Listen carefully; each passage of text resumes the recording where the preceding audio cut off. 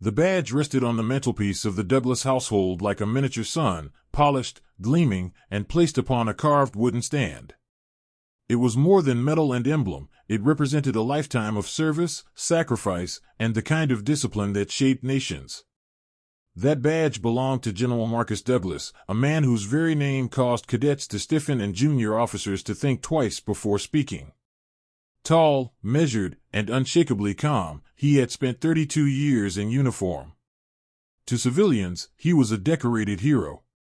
To his troops, he was a legend. To his family, well, that was more complicated. Marcus had one son, Evan Douglas, 19 years old, charming in a reckless sort of way, and recently expelled from his second college. Where the general was precision and order, Evan was bravado and impulse. Evan didn't dislike his father, but he lived in the long shadow of a man who always seemed to know exactly who he was and what he stood for. The badge fascinated Evan. He liked holding it, admiring the shine, imagining the respect it commanded. His father kept it locked in a small display case, but Evan knew the code. He'd memorized it years ago, though Marcus assumed the boy had never paid enough attention to remember. One Friday night, Evan had plans. Bad plans. He was meeting friends at a popular downtown club, one that enforced strict ID checks and had a line that curled around the block like a bully daring you to try your luck.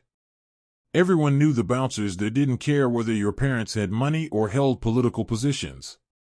If you weren't 21, you weren't getting through. Unless, of course, you had something better. Standing alone in the living room, Evan stared at the display case. What if, he wondered, authority isn't something you're born with, but something you can borrow? His fingers hovered before pressing the code. Beep. Beep. Beep. Beep.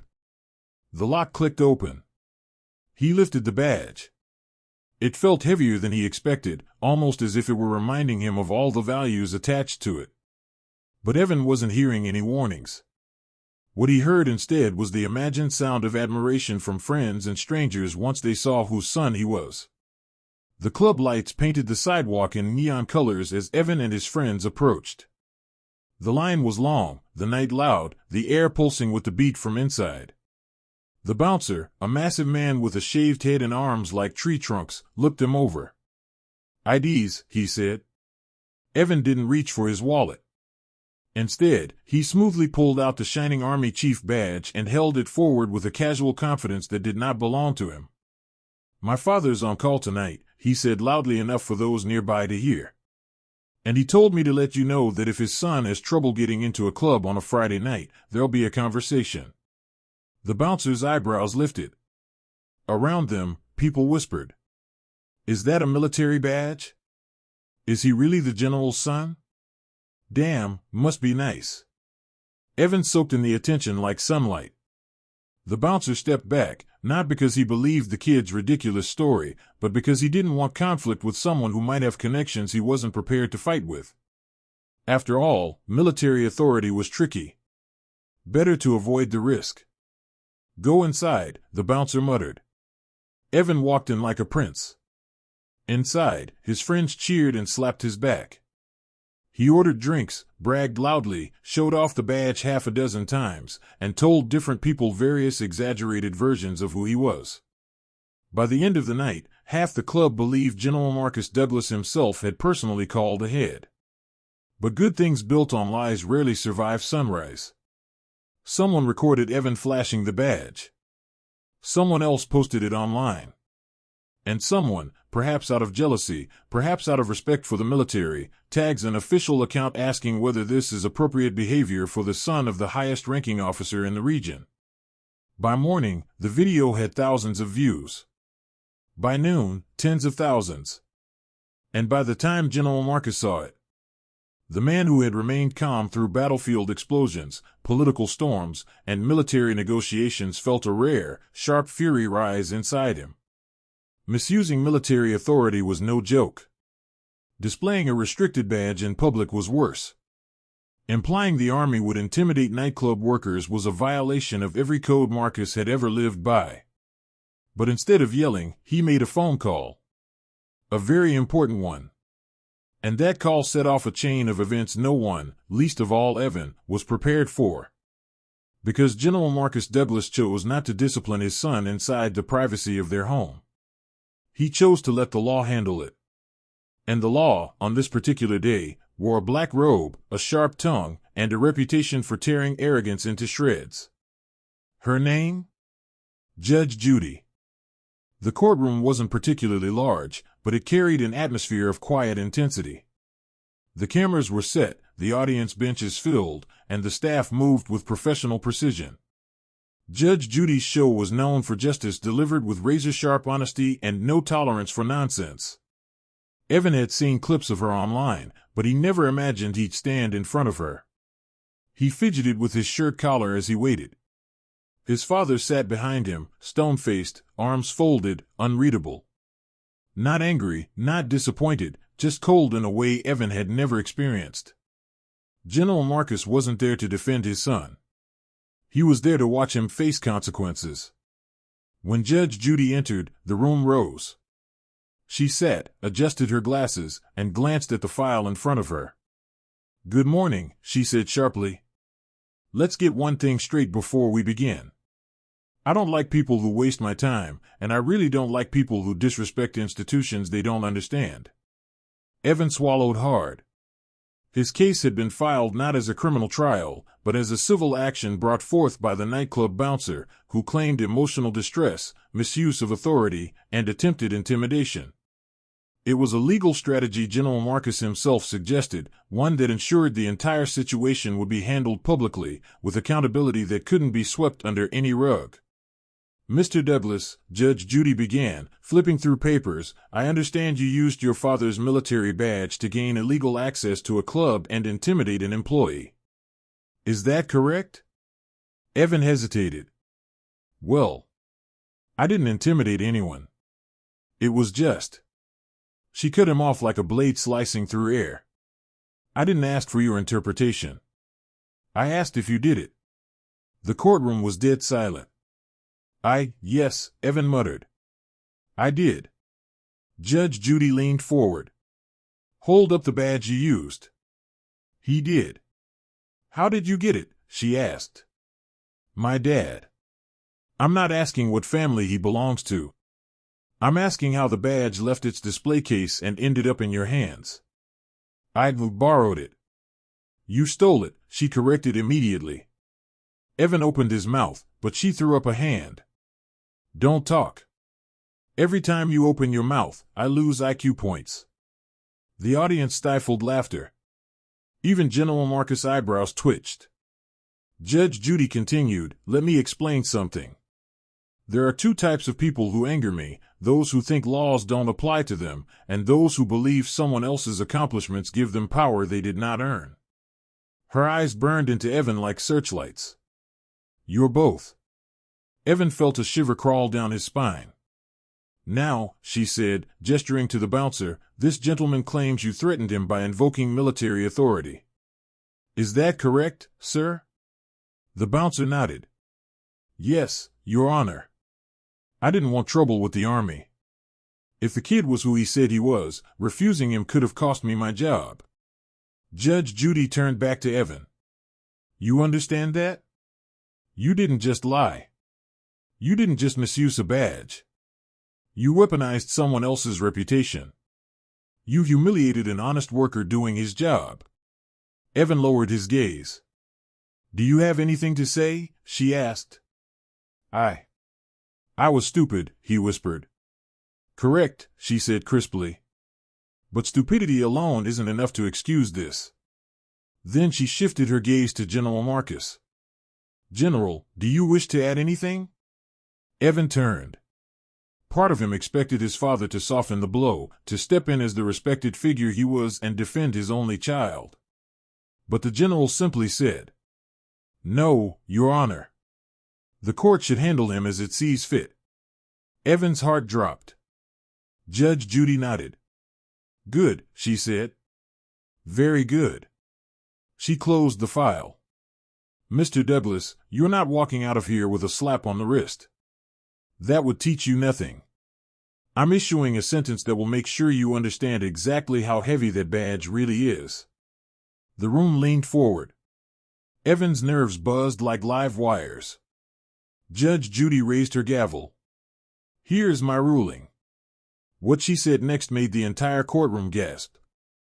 Judge Judy's voice rang out with unmistakable authority.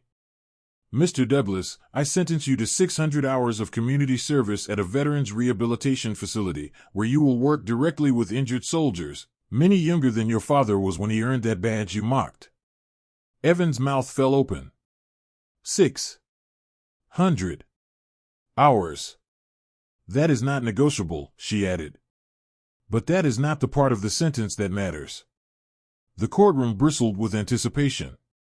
Additionally, you will attend a 12-week program on military ethics, led entirely by active duty officers. You will learn exactly what it means to earn a badge, not wave one around like a toy. His face flushed with shame. Judge Judy wasn't finished. Furthermore, you will personally apologize, in writing and in person, to every employee who was working that night at the club. Your father did not earn his respect by bullying civilians. And neither will you. Evan nodded, barely able to speak. And one more thing, she said, her tone softening but her eyes remaining sharp. Your father will not be supervising this sentence. He will not help you. He will not guide you. This is yours alone. General Marcus' face remained unreadable. Then came the final blow. Lastly, Judge Judy said, you will return that badge to its owner and ask if he believes you're worthy of his name. A hush swallowed the courtroom. Shock. Awe. Disbelief. Evan felt tears burning behind his eyes, not out of self-pity, but from a sudden, overwhelming weight of reality. Judge Judy's voice dropped to a quieter, more piercing tone. You think authority is something you can flash for attention? I want you to meet people who lost limbs defending the principles behind badges like that. I want you to learn respect not from books, but from men and women who earned it drop by drop, sometimes in blood. Her words hit him harder than he expected. She lifted the gavel. Judgment for the plaintiff in the amount of $3,000 for emotional distress. Court is adjourned. The gavel struck. A crack like thunder. And just like that, the lesson began.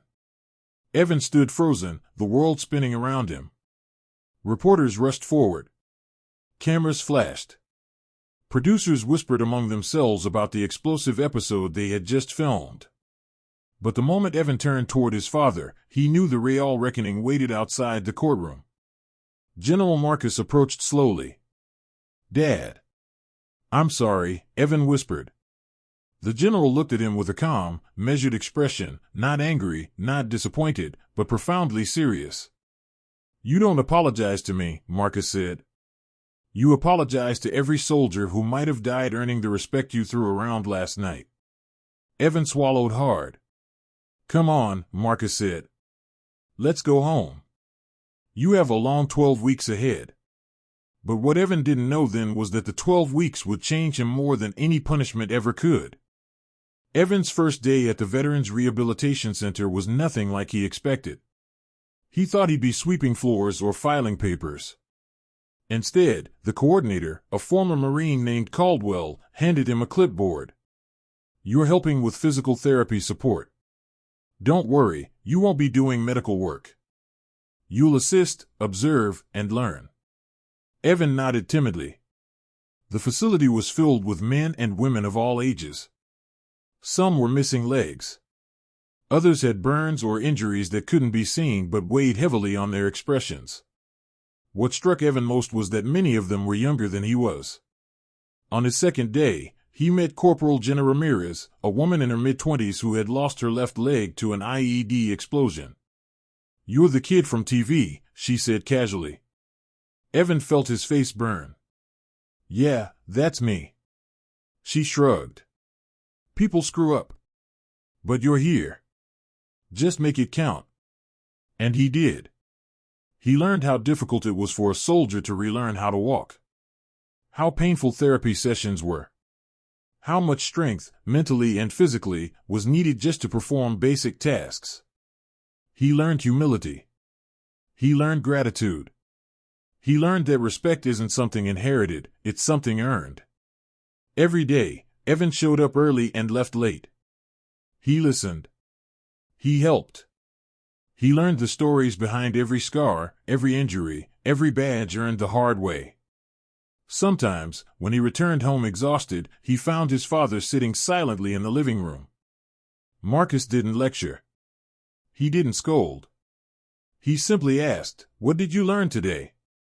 And Evan would tell him. By week 6, something inside Evan shifted. He didn't just want to complete his hours. He wanted to be better. At the end of the 12 weeks, the coordinator gave Evan a sealed packet. "Judge Judy requested a progress report," Caldwell said. "And I wrote the truth. You did good, kid." Evan felt pride swell inside him, real pride. Then came the final requirement. The apology. He returned to the club with a folder containing letters for each employee. The bouncer met him at the door, arms crossed. "You again," the man said. "Yeah," Evan said softly. "But not the same me." He handed him the letter. The bouncer read it carefully. His expression softened. "You did your time," he said. "That's more than most people would." Evan nodded. "Thank you for giving me another chance." When he walked away, he felt something shift inside him. Something old falling away, something new taking its place. That night, Evan stepped into the living room holding his father's badge. The case sat open on the table, waiting. Marcus turned toward him. "Dad," Evan said quietly, holding out the badge. "I don't deserve this. But I understand it now. And I'm sorry I disrespected what you earned." General Marcus studied his son for a long moment. Then, instead of taking the badge, he pushed the stand toward Evan. "Put it back," he said. Evan carefully set the badge into its proper place and closed the case. When he turned around, his father placed a firm hand on his shoulder, something he hadn't done since Evan was a child. "I'm proud of the man you're becoming," Marcus said. "Not the one you were pretending to be." Evan blinked rapidly, overwhelmed. And for the first time in his life, he understood what honor truly meant.